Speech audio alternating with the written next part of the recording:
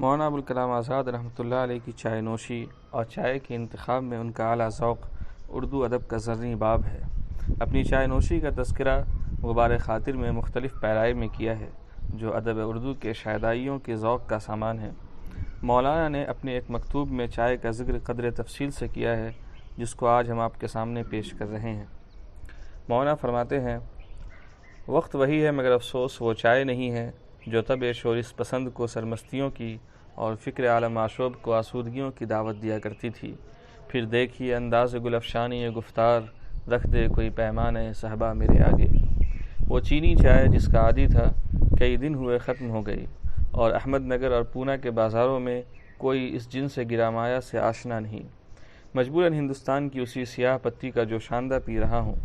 لوگ چائے کے نام سے پکارتے ہیں اور دودھ ڈال کر اس کا گرم شربت بنایا کرتے ہیں۔ اس کارگاہ سود و زیاں کی کوئی عشرت نہیں کہ کسی حسرت سے پیوستہ نہ ہو۔ یہاں زلال صافی کا کوئی جام نہیں بھرا گیا کہ درد کدورت اپنی تہ میں نہ رکھتا ہو۔ بادۂ کامرانی کے تعاقب میں ہمیشہ خمار ناکامی لگا رہا، اور خندۂ بہار کے پیچھے ہمیشہ گریہ خزاں کا شیون برپا ہوا۔ امید ہے کہ آپ کی عنبری چائے کا ذخیرہ جس کا ایک مرتبہ رمضان میں آپ نے ذکر کیا تھا اس نایابی کی غزن سے محفوظ ہوگا۔ معلوم نہیں کبھی اس مسئلے کے دقائق و معارف پر بھی آپ کی توجہ مبذول ہوئی ہے یا نہیں۔ اپنی حالت کیا بیان کروں، واقعہ یہ ہے کہ وقت کے بہت سے مسائل کی طرح اس معاملے میں بھی طبیعت کبھی سواد اعظم کے مسلک سے متفق نہ ہو سکی۔ زمانہ کی بے راہ رویوں کا ہمیشہ ماتم گسار رہنا پڑا۔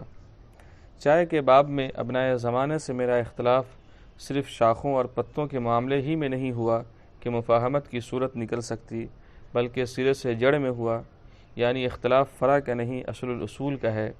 دہن کا ذکر کیا، یہاں سر ہی غائب ہے گریباں سے۔